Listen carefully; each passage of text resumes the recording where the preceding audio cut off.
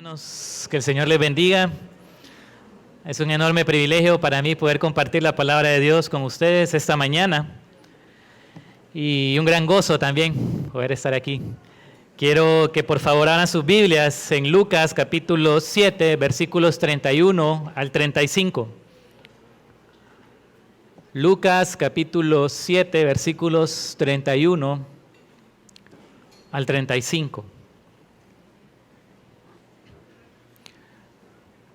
Dice la palabra del Señor: y dijo el Señor, ¿a qué pues compararé a los hombres de esta generación? ¿Y a qué son semejantes? Semejantes son a los muchachos sentados en la plaza, que dan voces unos a otros y dicen: os tocamos flauta y no bailasteis, os endechamos y no llorasteis. Porque vino Juan el Bautista, que ni comía pan ni bebía vino, y decís: demonio tiene.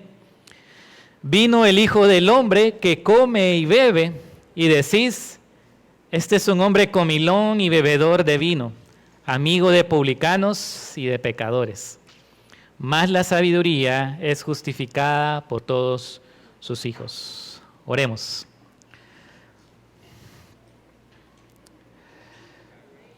Padre amado, te damos gracias, Señor, por darnos el privilegio de acercarnos a ti esta mañana, Señor, para alabarte, para adorarte,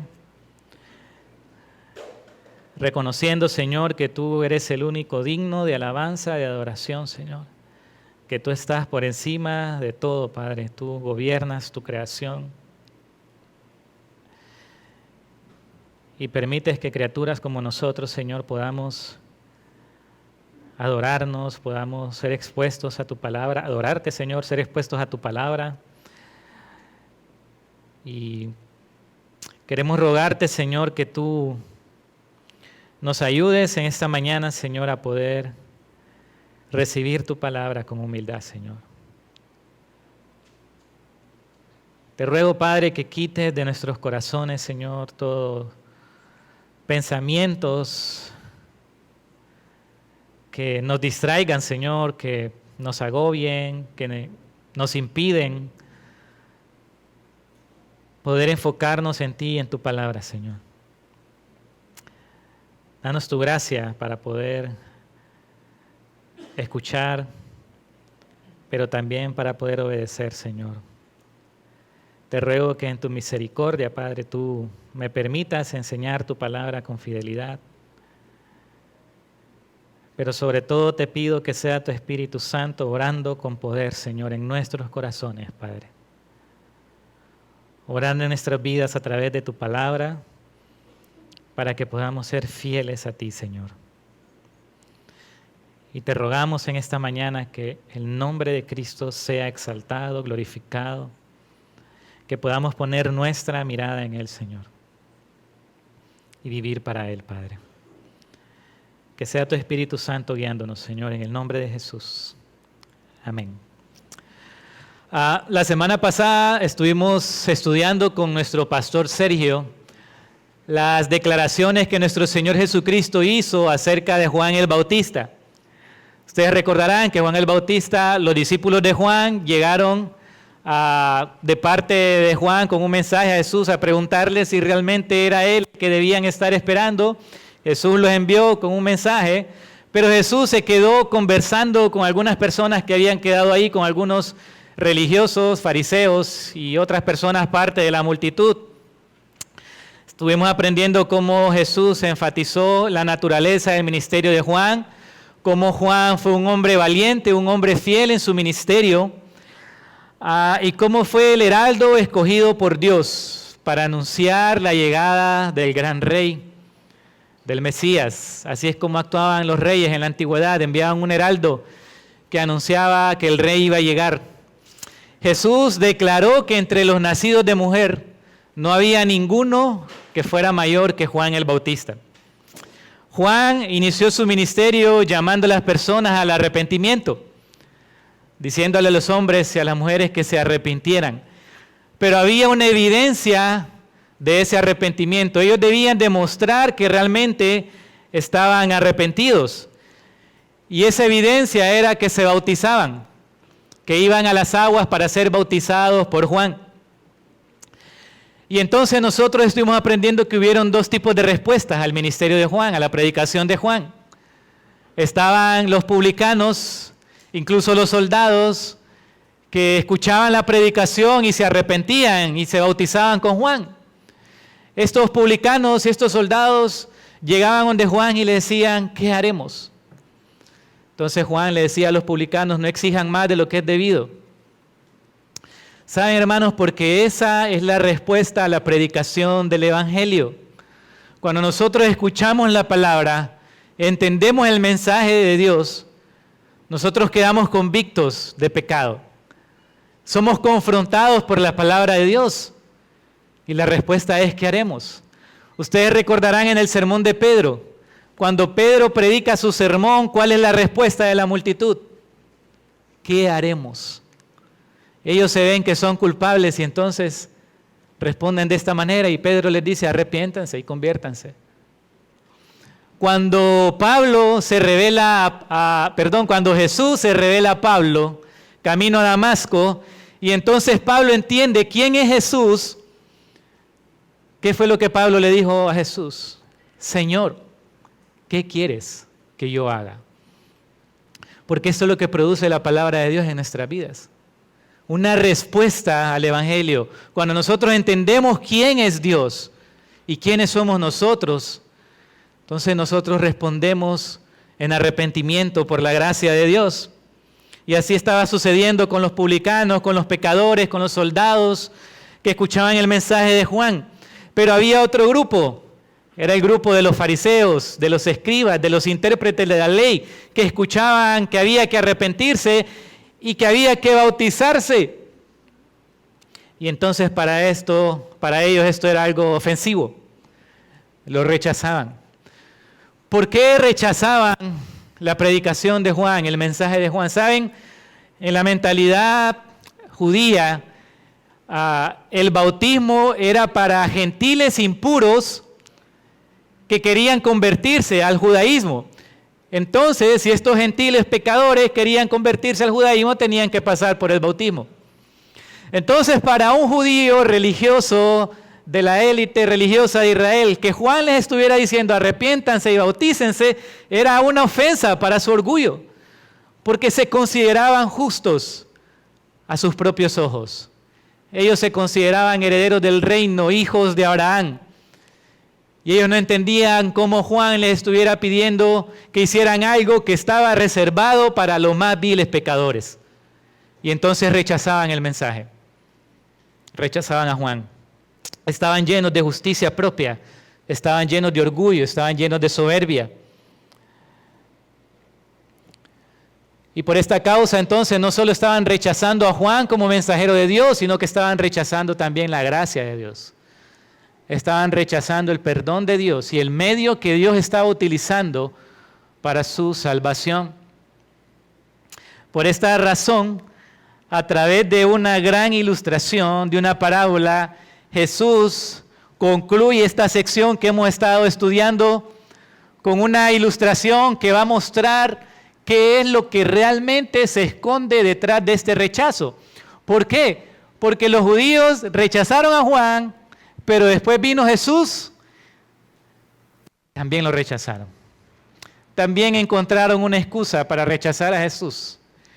Entonces Jesús a través de esta parábola los va a confrontar con su insensatez, los va a confrontar con su pecado, con lo que realmente se oculta detrás de estas excusas que se ponen cada vez que uno escucha la palabra de Dios, de estas quejas, de estas críticas a los mensajeros de Dios.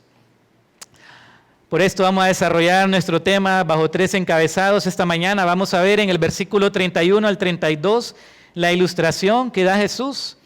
En los versículos 33 al 34 vamos a ver la aplicación, cómo Jesús aplica esta parábola. Y en el versículo 35 vamos a ver la conclusión que hace Jesús de esta ilustración que les va a dar. Leamos nuevamente versículos 31 al 32. Y dijo el Señor, ¿a qué pues compararé los hombres de esta generación? y a qué son semejantes. Cuando Jesús dice a qué pues, ese pues es una preposición de conclusión. Él está concluyendo lo que viene hablando en los versículos anteriores, lo que aprendimos en las semanas anteriores. Y Jesús ve la dureza de estos hombres, ve el rechazo, la insensatez de estos hombres. Y Jesús dice, ¿con qué voy a comparar esta generación? ¿Con qué voy a comparar a estos hombres? ¿A qué son semejantes? Estas preguntas eran una forma muy común que utilizaban los rabinos para introducir una ilustración que explica una realidad espiritual. O sea que lo que Jesús está haciendo es algo muy común entre los rabinos. Y dice, los hombres de esta generación. Ahora, cuando Jesús utiliza el término esta generación, se refiere específicamente, hermanos, a los hombres de esa generación. Ahora, por aplicación, esto se extiende a todos los hombres que demuestran las mismas actitudes que mostraban los hombres de la generación de Jesús. Entonces Jesús se dirige a ellos, principalmente a los líderes religiosos, escribas, fariseos, intérpretes de la ley, y los compara con unos muchachos. Dice el texto, la palabra muchachos es infantes o es niños. Y los compara con estos niños y Jesús utiliza una imagen muy sencilla y muy cotidiana de la vida real. Y esto es bien importante para nosotros, hermanos, porque nosotros vemos cómo Jesús observaba la vida, pero Él siempre veía las cosas con una mente espiritual. Y Él siempre encontraba una aplicación bíblica en aquello. Y es así como nosotros debemos también pensar de una manera espiritual, de una manera bíblica. En Mateo 6, cuando Jesús está hablando del afán y la ansiedad, ¿qué dice Jesús? Vean los lirios del campo. ¿Sí? ¿Qué quiere Jesús? Que observemos. Y que cuando observemos, pensemos en las verdades de la palabra de Dios, en las promesas de la palabra de Dios.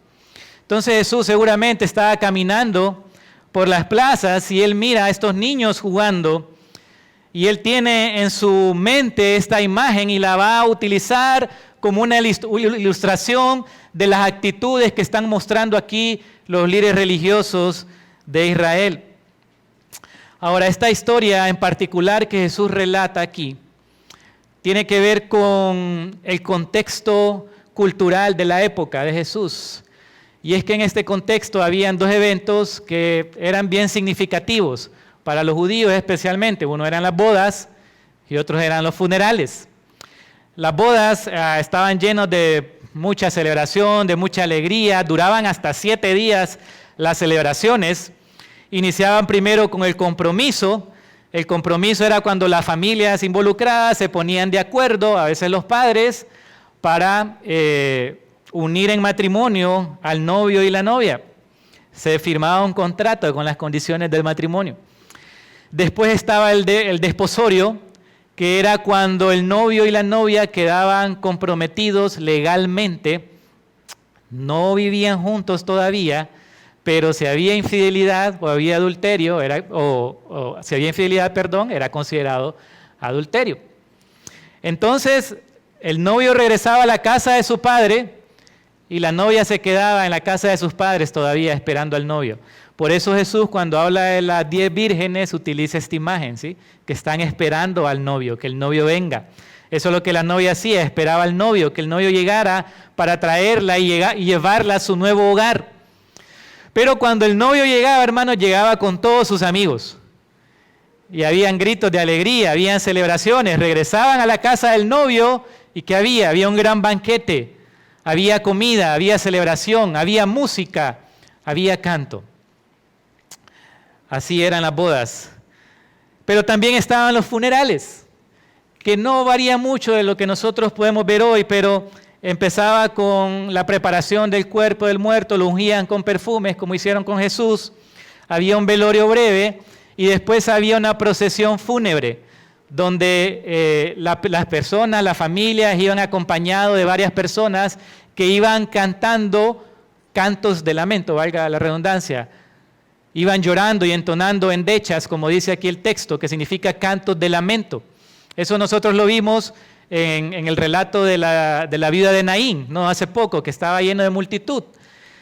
Entonces Jesús mira esta imagen y al parecer lo que los niños están jugando entonces es a emular o dramatizar estos eventos, ¿sí? Entonces seguramente los niños estaban ahí en las plazas del mercado cuando el mercado estaba vacío y algunos decían, bueno, vamos a jugar a las bodas, tú vas a ser el novio, tú vas a ser la novia, ustedes van a ser los que cantan. Pero siempre estaban aquellos que decían, qué ridiculez, yo no voy a participar de eso, yo no voy a jugar, yo no voy a cantar. Bueno, dicen los niños, juguemos a los funerales, pues. Tú vas a fingir ser el muerto. Tú vas a ser de los que cantan canciones tristes. Tú vas a ser de los que lloran. Y salían nuevamente aquellos. ¡Qué tontería! Yo no voy a jugar. Yo no voy a participar. Nunca se quedaba bien con ellos. Nada querían jugar. Nunca estaban conformes. No querían participar de nada. Yo creo que para los varones tal vez nos recuerda esto algunas cosas, ¿no? Cuando armábamos las famosas potras y las cosas no se hacían como el dueño de la pelota quería. Se iba y nos dejaba a todos ahí con ganas de jugar. Era un niño caprichoso, que si las cosas no se hacían como él quería, no jugaba. Y entonces Jesús utiliza esta imagen, hermanos. Utiliza esta ilustración para manifestar las actitudes de estos hombres que escucharon el mensaje de Juan, que escucharon el mensaje de Jesús. Jesús utiliza esta ilustración y les dice, son como esos niños que dijeron, les tocamos flauta y ustedes no quisieron bailar, les tocamos endechas, cantos de lamento y no lloraron. No quieren nada, no están satisfechos. Eran unos caprichosos, eran unos obstinados, unos inconformes, no querían nada. Y eso es lo que Jesús está diciendo de estos hombres, de estos líderes religiosos. ¿Saben? Ustedes, dice, son como esos niños, que nunca están conformes con nada. Que no importa el medio que Dios use, están insatisfechos. ¿Por qué Jesús hace esta comparación? ¿Por qué utiliza esta ilustración? Versículos 33 y 34.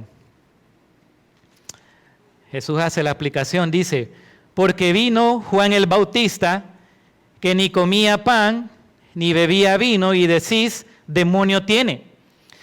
Vino el Hijo del Hombre, que come y bebe, y decís, este es un hombre comilón y bebedor de vino, amigo de publicanos y de pecadores. Es decir, Jesús utiliza la parábola, la ilustración y la aplica al rechazo del cual fueron objetos tanto él como Juan el Bautista. Primero fue Juan el Bautista, que podríamos decir que en la ilustración ilustra el juego del funeral. ¿Por qué? Porque Juan vino con un ministerio completamente diferente, con un ministerio de lamento, de autonegación. Juan el Bautista se separó de la sociedad. Él vivía solo en el desierto, comía insectos bañados en miel, no se relacionaba con los eventos públicos de su sociedad.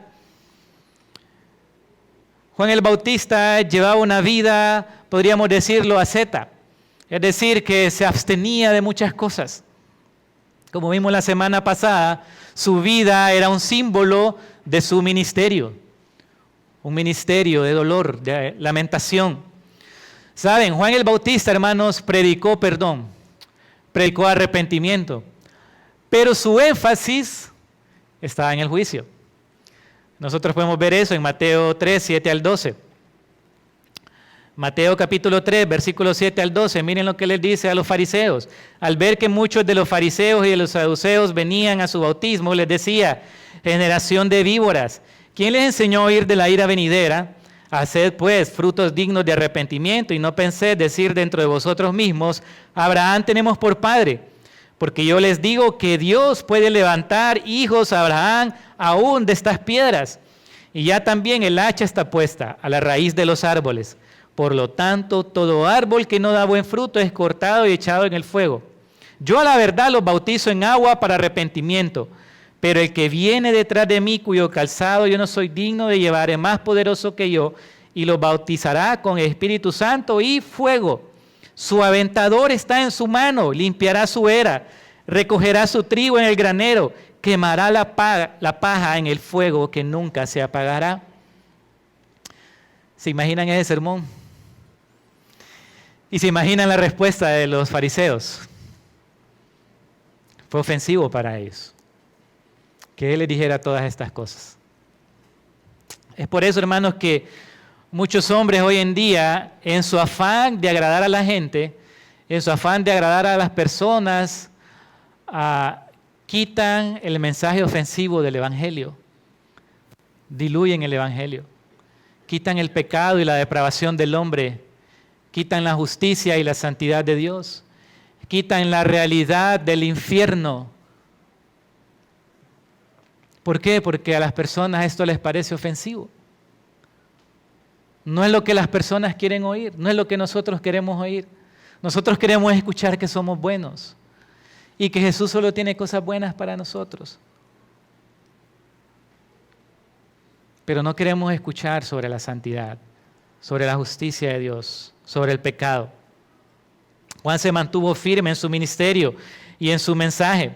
Era un ministerio de austeridad, de autonegación. ¿Y cuál fue la conclusión que sacaron los religiosos? Demonio tiene.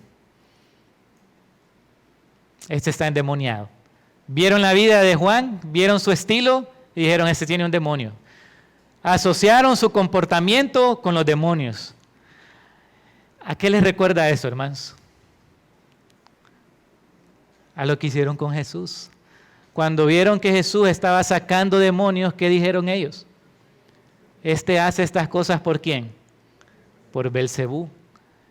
Es decir, estaban atribuyendo la obra de Dios a Satanás. Estaban blasfemando del Espíritu Santo. Esta blasfemia entonces comenzó mucho antes. Como vamos a ver más adelante, incluso Esteban se lo recordó. Entonces Juan era demasiado extraño para ellos, demasiado exótico.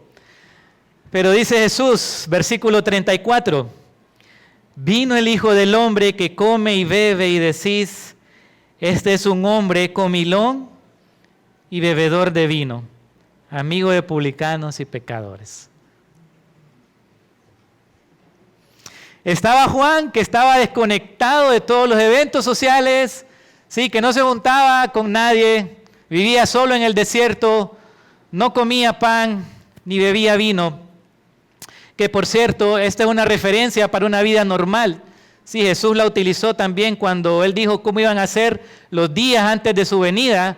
Dice que como en los días de Noé, que estaban comiéndose, bebiendo, casándose y dándose en casamientos, hasta el día que Noé entró en el arca, así será también la venida del Hijo del Hombre. Es decir, Juan no llevaba una vida normal.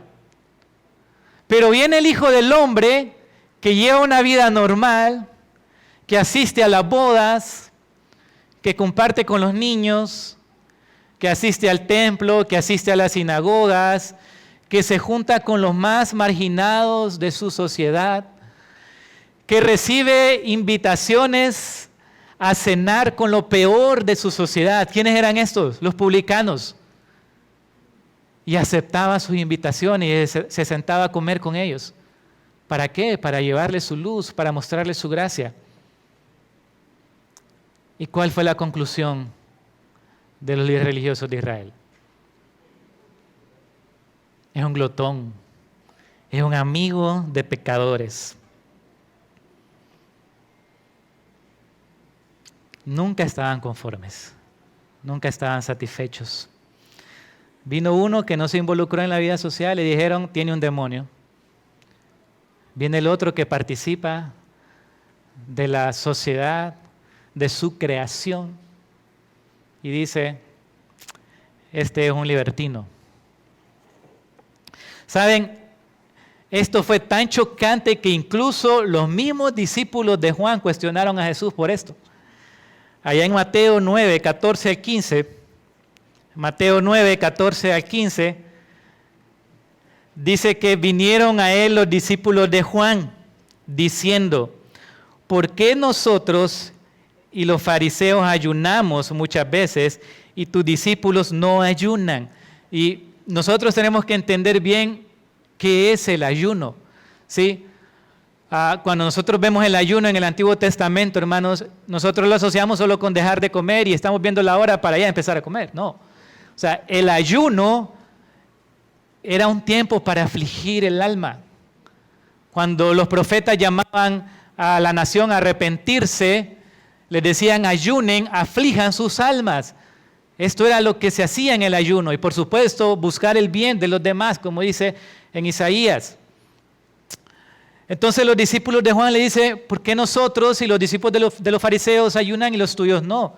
Entonces miren la respuesta de Jesús. ¿Acaso pueden los que están de bodas tener luto entre tanto que el esposo está con ellos? Pero vendrán días cuando el esposo les será quitado y entonces ayunarán. ¿Cómo era el ministerio de Jesús? Un ministerio de bodas, de fiesta, de alegría, de gracia. A tal punto que hasta para los mismos discípulos de Juan esto fue chocante. Jesús les dice, ellos están de fiesta, ellos están de bodas. Pero la élite religiosa no estuvo conforme. Como decimos a veces, nunca se queda bien. Rechazaron a Juan por su austeridad y rechazaron a Jesús por su alegría, por su gracia. Eran caprichosos, como los muchachos de la plaza. Pero hermanos, las objeciones que siempre tenían estos hombres hacia los mensajeros que Dios les enviaba, realmente ocultaban lo que había en sus corazones. ¿Y qué era lo que había en sus corazones? Una aversión y un rechazo a la palabra de Dios, al mensaje de Dios. No era tanto al mensajero que rechazaban, era la palabra de Dios, era el mensaje de Dios, era la obra del Espíritu Santo. Y hubo alguien que se lo dijo de una manera tan clara que lo terminaron apedreando. ¿Quién fue? Esteban. Hechos capítulo 7. Hechos capítulo 7.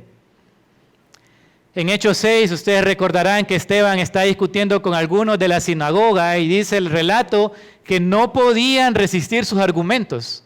Es decir, Esteban les estaba dando una cátedra y ellos no podían hacer nada. Entonces, ¿qué hicieron? Lo capturaron y lo presentaron delante del concilio. Entonces, en Hechos 7 nosotros tenemos el relato de la defensa de Esteban. Y comienza Esteban su relato, pero en el versículo 9 les dice, los patriarcas, movidos por envidia, vendieron a José para Egipto, pero Dios estaba con él. ¿A quién más vendieron por envidia, hermanos? A Jesús. Pilato sabía que los sacerdotes estaban entregando a Jesús por envidia. Entonces lo que Esteban le está diciendo, que aquel que Dios había levantado para salvarlos de aquella gran hambruna que había de venir en Egipto, ellos lo estaban rechazando, lo vendieron. Esteban continúa su relato y empieza a hablar de Moisés y dice en el versículo 38, este es aquel Moisés que estuvo en la congregación en el desierto con el ángel que le hablaba en el monte Sinaí y con nuestros padres, que recibió palabras de vida que darnos, al cual nuestros padres no quisieron obedecer, sino que le desecharon y en sus corazones se volvieron a Egipto. ¿Qué estaban haciendo otra vez? Rechazando al que Dios había enviado para liberarlos de la esclavitud de Egipto. ¿Cómo concluye Esteban entonces? Versículo 51. Duros de cerviz, es decir, nunca se someten, e incircuncisos de corazón y de oídos.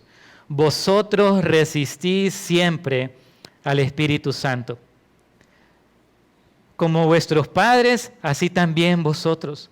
¿A cuál de los profetas no persiguieron vuestros padres y mataron a los que le anunciaron de antemano la venida del justo, de quien vosotros ahora habéis sido entregadores y matadores, vosotros que recibiste la ley por disposición de ángeles y no la guardasteis.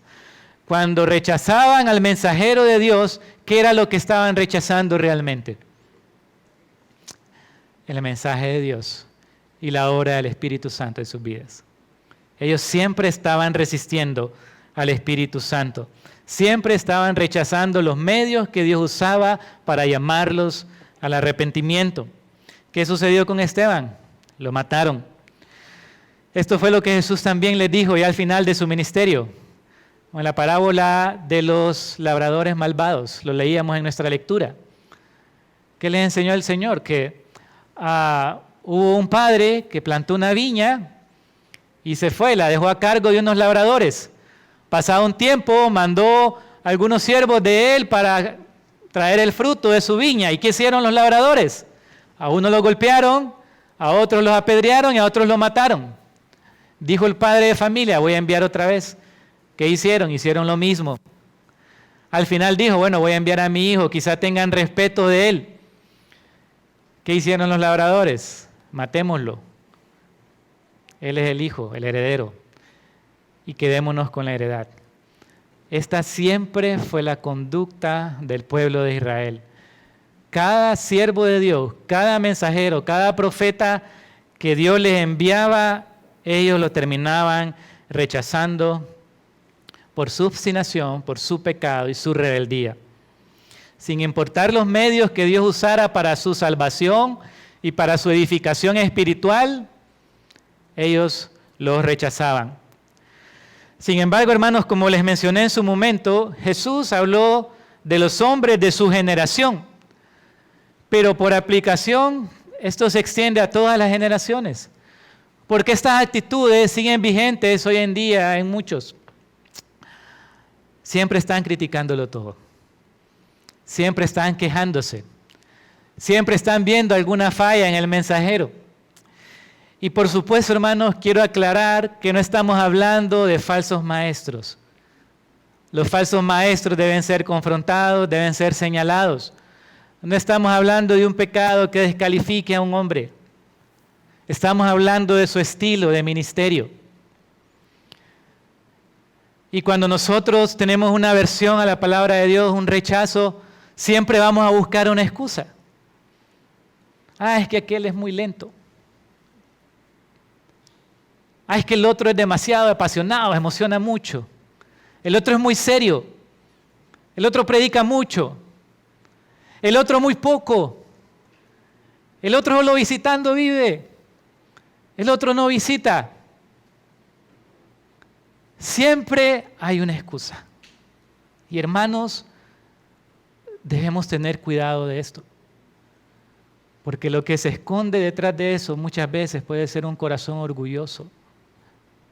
Un corazón endurecido, un corazón que rechaza la palabra. Realmente lo que estamos rechazando es la palabra de Dios. Y buscamos cualquier falta, buscamos cualquier excusa para no recibir el mensaje. Por supuesto que no vamos a decir abiertamente, yo odio el Evangelio, no voy a prestar atención a la palabra de Dios. Pero lo que realmente decimos es eso. Lo que realmente hacemos, es eso. ¿Por qué? Porque el verdadero problema radica en la maldad de nuestros corazones. Porque un corazón, hermanos, lleno de justicia propia, y esto es bien importante, un corazón lleno de justicia propia, que a sus propios ojos, él es una persona recta, que no necesita arrepentimiento, va a rechazar tanto el mensaje de juicio como el mensaje de la gracia. ¿Por qué? Porque el juicio no es para mí, yo soy bueno. Y cuando vea que la gracia se extiende a hombres pecadores que no merecen el perdón de Dios y Dios los está perdonando, también les es ofensivo. Siempre van a estar inconformes, siempre van a estar insatisfechos. Thomas Watson dijo, el corazón orgulloso se sentirá ofendido por la santidad y por la gracia. Si se predica arrepentimiento es demasiado estricto. Si se predica misericordia es demasiado indulgente. Y esta sin duda, hermanos, es una condición triste para el hombre. Porque entre tanto, hermanos, nosotros estemos llenos de justicia propia, entre tanto nosotros no podamos ver nuestra condición, no somos aptos para el Evangelio. Sí, porque es muy fácil, ¿no? Mateo 7 lo dice, es muy fácil ver la paja en el ojo del hermano, pero nunca veo la viga que hay en el mío, cuando yo estoy lleno de justicia propia. No soy apto para el Evangelio. Jesús le dijo esto a los fariseos cuando él llamó a Leví. Les dice en Lucas 5:30, y los escribas y los fariseos murmuraban contra los discípulos diciendo, ¿por qué comen y beben con publicanos y pecadores?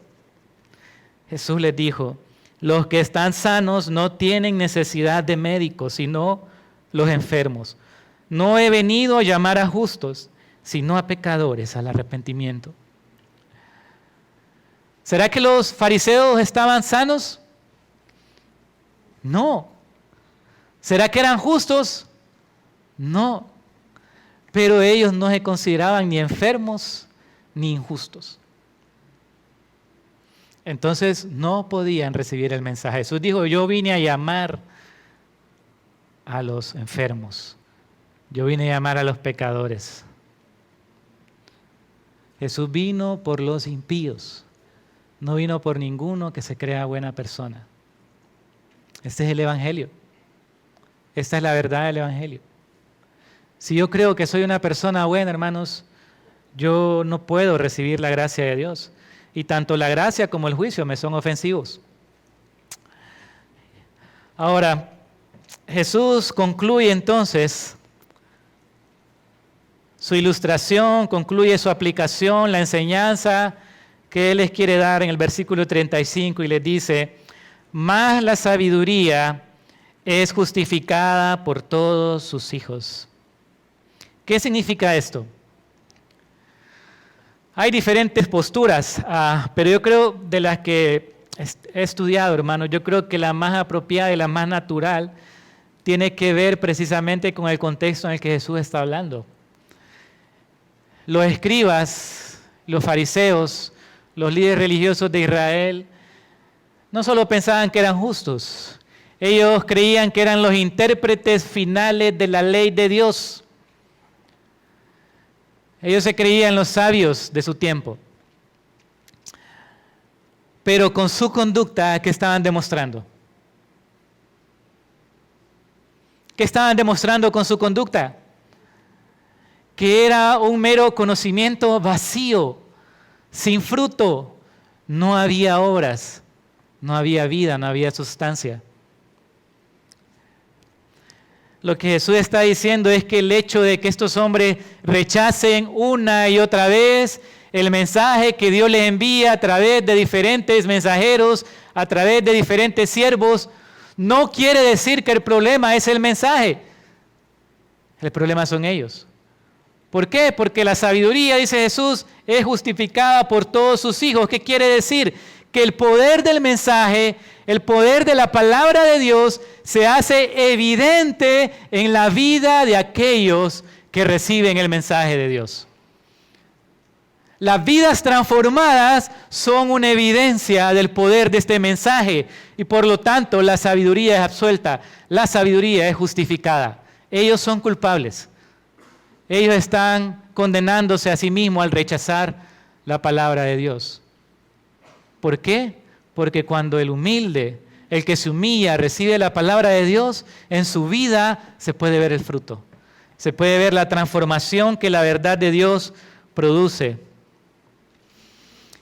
Hermanos, no se trata de lo que nosotros decimos con nuestra boca. Yo puedo decir soy creyente, pero ¿qué es lo que mi vida refleja? ¿Cuál es el fruto que yo veo? Así es como utiliza Santiago el tema de la justificación. Cuando Santiago dice, si tú dices que tienes fe, pero no tienes obras, tu fe es muerta. Tu fe no vale. ¿Sí? Es lo que está diciendo Jesús. Estos hombres dicen que son muy sabios, pero ahí no hay nada. No hay fruto. Están muertos. Sin embargo, los hijos de la sabiduría, los que reciben la palabra, muestran la transformación que ésta produce. Y saben, hermanos, cuando nosotros rechazamos el mensaje, a quien rechazamos es a Cristo. Porque Cristo es la sabiduría encarnada de Dios. Primera de Corintios 1:30 dice, mas por Él estáis vosotros en Cristo Jesús, el cual nos ha sido hecho por Dios sabiduría, justificación, santificación y redención. Cristo es la sabiduría encarnada de Dios. Y cuando yo no abrazo la sabiduría de Dios para mi vida, entonces yo estoy rechazando al Señor. Libro de Proverbios, toda la sabiduría que vemos ahí, todos los llamados que hace la sabiduría, es el llamado de Cristo. Es un llamado a abrazar a Cristo. Y los verdaderos hijos de la sabiduría responden correctamente a la palabra de Dios.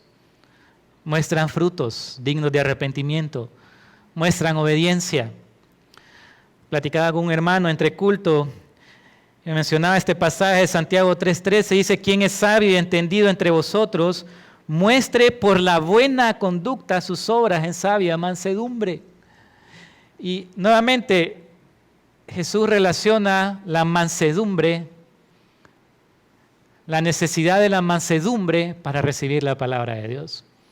Porque Santiago mismo lo dice, que desechemos toda malicia, toda clase de inmundicia y recibamos, dice, con mansedumbre la palabra implantada. ¿Qué necesitamos para recibir la palabra de Dios? Humildad, mansedumbre, venir con una disposición a escuchar el mensaje. No venir como, ya sé eso. ¿A qué le toca? No, hermanos. El Señor quiere que nosotros mostremos con nuestra vida el verdadero fruto de la sabiduría. Y esto es importante que lo pensemos y que meditemos en ello. Cuando nosotros escuchamos a un hermano que critica a este, que critica al otro, que don Luis aquí, Sergio allá, Pastor Celso tampoco, Héctor no, a David no lo conozco, siempre hay algo. ¿Cuál es el fruto que se ve en la vida de ese hermano? ¿Cuál es el fruto que vemos? ¿Será que la sabiduría es justificada en su vida? Esta generación, hermanos, no es diferente de los tiempos de Jesús.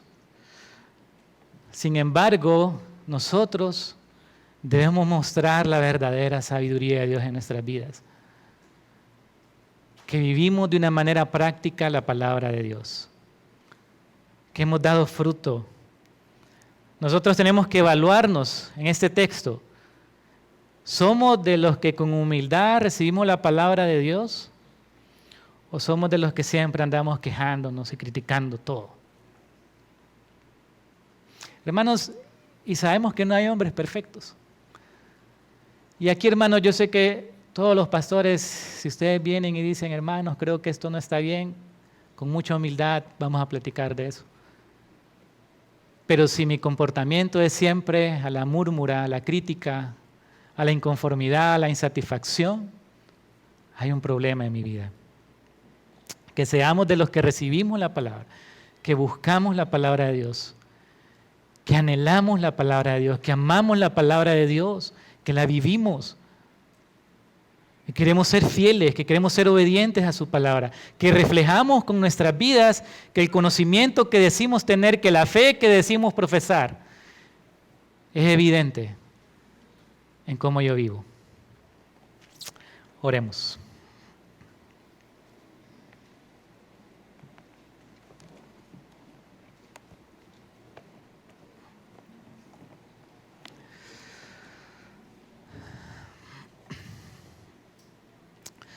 Padre amado, Señor, gracias por tu palabra, Padre. Reconocemos, Señor, que todos nosotros, Padre, en algún momento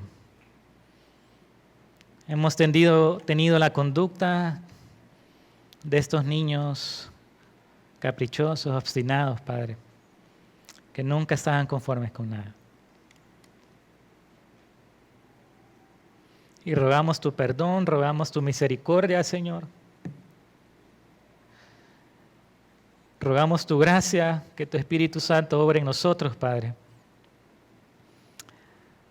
para no ser de dura cerviz, para no resistir la obra del Espíritu en nuestras vidas.